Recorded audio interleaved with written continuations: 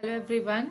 Today our topic is fitting of normal distribution and expected normal frequencies. Many students are asking about these how to evaluate expected normal frequencies. So that's why I am taking an example. With the help of example, I will elaborate that how you can find the normal distribution corresponding to that data that fits the given data, and how you can evaluate the values of expected normal frequencies. So let's start to understand the fitting of normal distribution and expected normal frequencies with the help of the following example. So our example is obtain the equation of normal curve that may be fitted to the following data.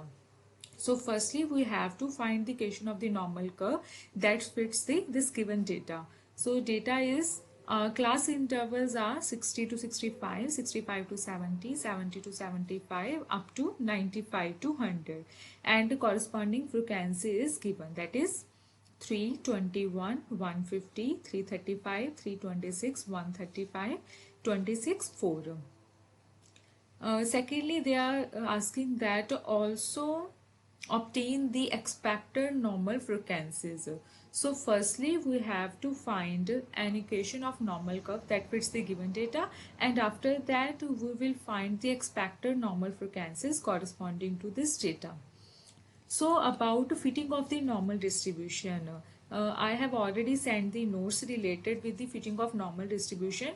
We know that for the given data here the summation f, that is 3 plus 21 plus 150 plus 335 plus 326 plus 135 plus 26 plus 4, it's 1000. So total number of elements is 1000 with the help of basic formulas that we have discussed in class, and also I have sent the notes related with the fitting of the normal distribution, so you can easily evaluate the values of mu, that is mean, and sigma, that is standard deviation.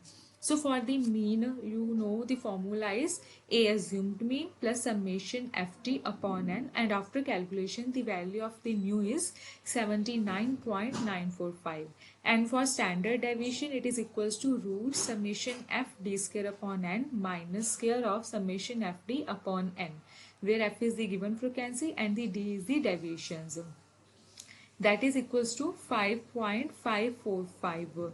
So with the help of values of mu and sigma, you know that the equation of the normal curve that fits to given data is fx is equals to 1 by root 2 pi sigma into e raised to power minus half square of x minus mu upon sigma.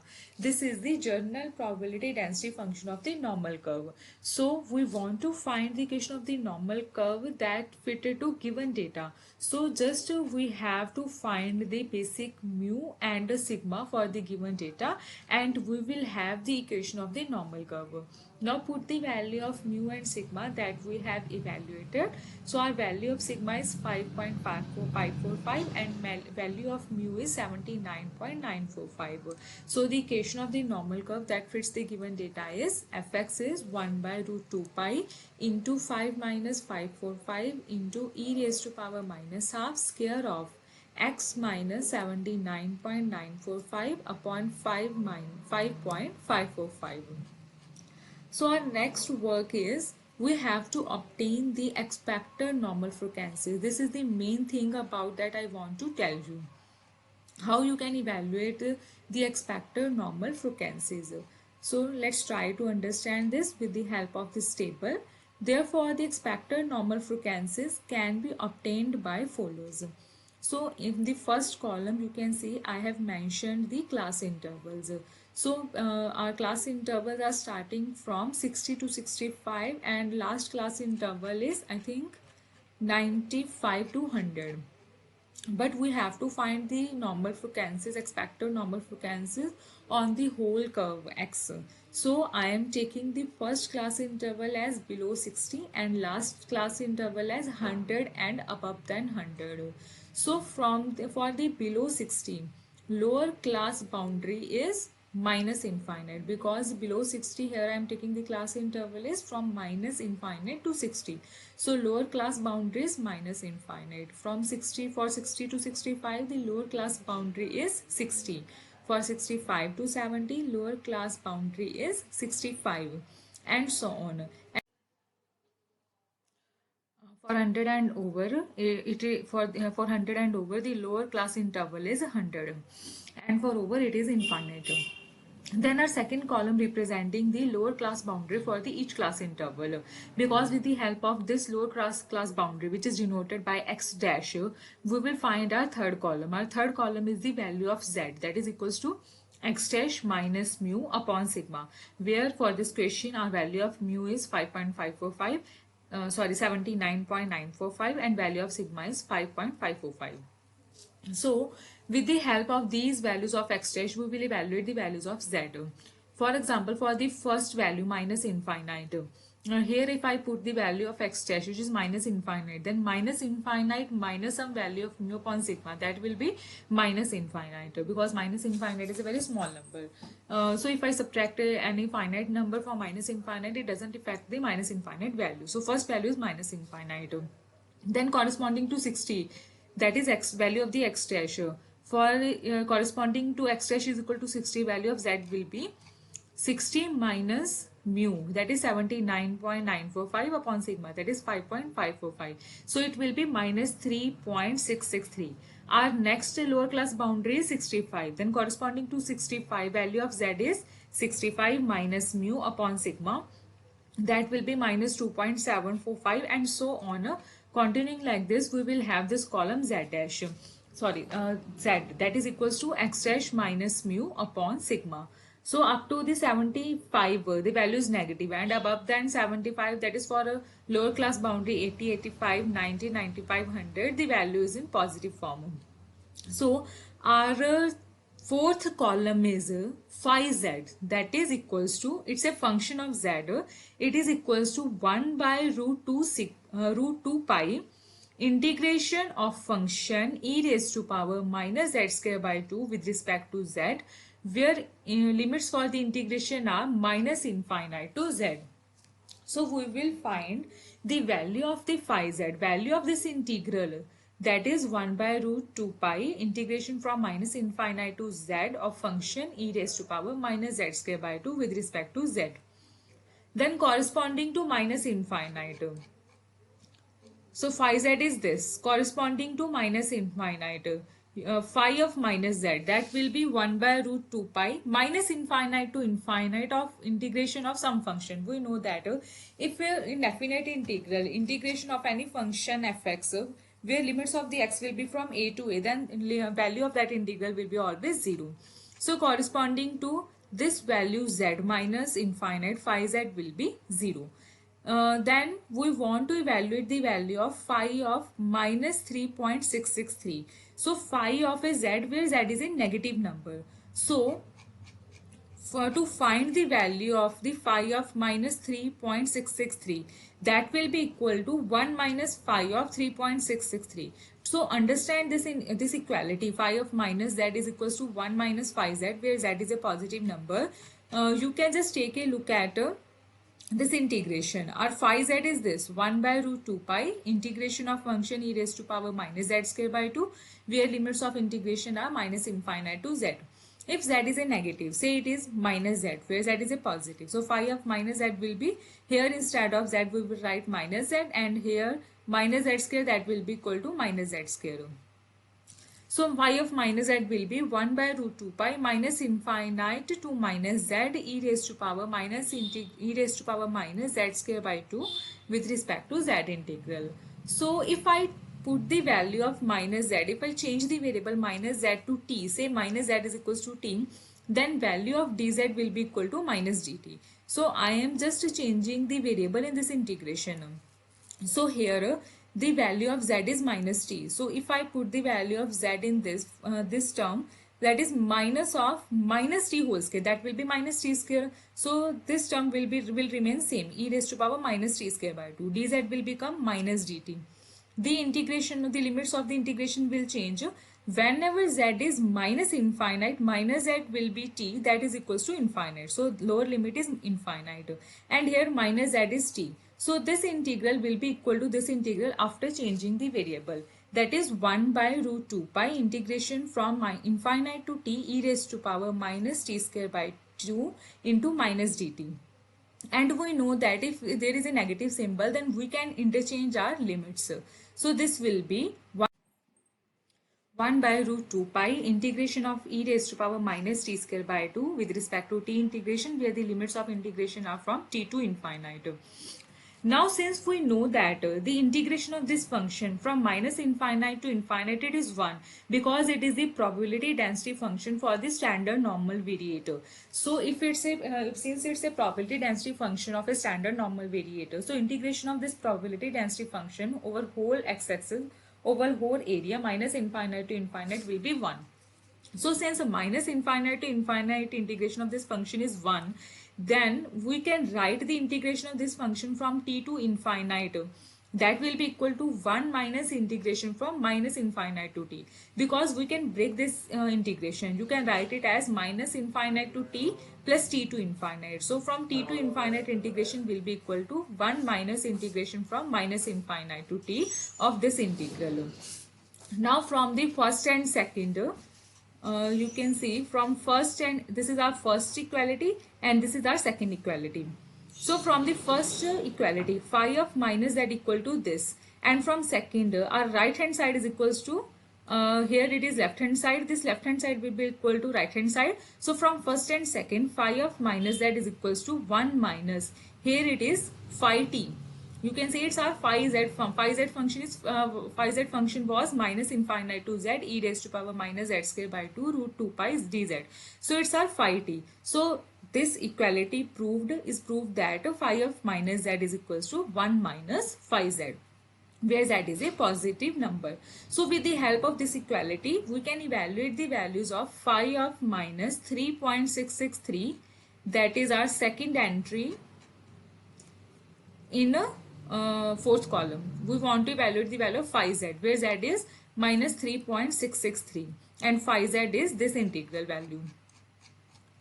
So phi of minus 3.663 is equals to 1 minus phi of 3.663. Now how can we evaluate the value of phi function at 3.663? We can evaluate these values with the help of this table. This table represents the normal distribution function ft, where ft is 1 by root 2 pi integration of function e raised to power minus t square by 2, where limits of integration are from minus infinite to t. Here there is a mistake in this notation. Either in left hand side or right hand side, both there will be a z variable. So integration fz is 1 by root 2 pi integration from minus infinite to z e raised to power minus t square by 2 dt. This is our fz, this is our phi z function. You can see our phi z function was this.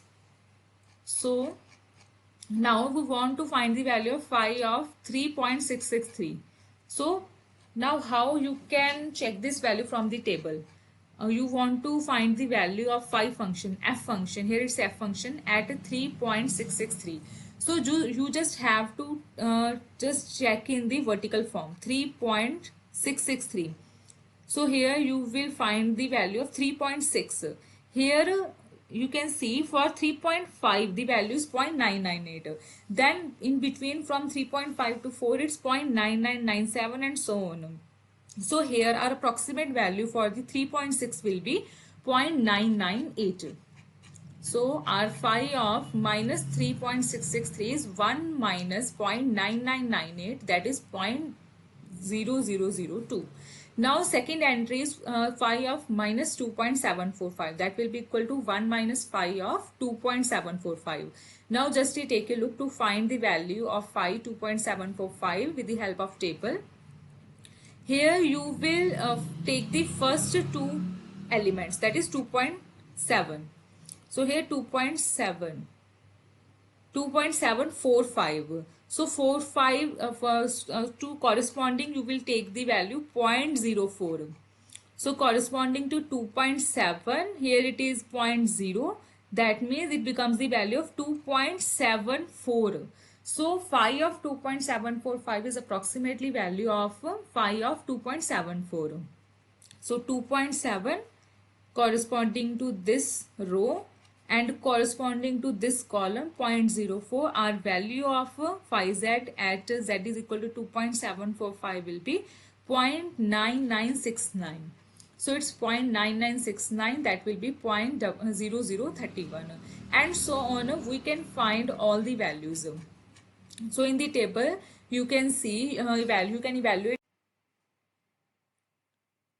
other values in this column. So here just take a look again at for z is equals to 0.928. Now it's a positive z. So we want to find the value of phi at 0.928. So 0.928. So here it is 0.9 and here it is the 0.02. So it's 0.92. Corresponding value of 0.92. The value is 0.8212. So it's phi of 0.928 is 0.8212. Similarly, you can find the value of 3.683. So corresponding to 3.6, and again its value value at 3.6 is 0.9998. Means for the negative z, you can apply the formula phi of minus z is 1 minus phi z, and for the z positive you can just take the directly value from the table. Because the table, you can see our table, the value of the z starts from the zeros. It starts from for the positive z. So that's why we are converting for the minus z. For phi of minus z is equals to 1 minus phi z, where z is a positive number. Now, with the help of this table, you can evaluate our fourth column. Now, our fifth column is del phi z. Del phi z means that is phi of z plus 1 minus phi of z. Means corresponding to this entry, our del phi z will be equal to difference of the next entry with the previous entry. Means del phi 0 will be equal to phi at 0.0002 minus phi at 0. So difference of the next entry from that entry. So corresponding to this difference is 0.0002 minus 0, that is 0.002. Corresponding to this second entry, del phi z is 0.0031 minus 0.0002, so that is 0.0029. Then corresponding to this third entry, del phi z will be 0.0344 minus 0.0031, that will be equal to 0.0313, and so on. So this is our fifth column. Our last column, that is expected frequencies, expected normal frequencies. These frequencies can be evaluated by using the formula n into del phi z. So we will multiply these each entry in del phi z column with n. Here value of n is 1000. So we will multiply the 1000 by each corresponding entry and we will have the expected frequencies. So if I multiply this entry by 1000, you will get the 0.2, that is approximately 0. If I multiply this entry by 1000, it is 2.9, that is approximately 3. After round figure, if we are in a decimal place, if there is a 0.5 or greater than 0.5, then and values increase. We are here taking the round of value. But if our decimal place our value is less than 5, then we will take it as same number.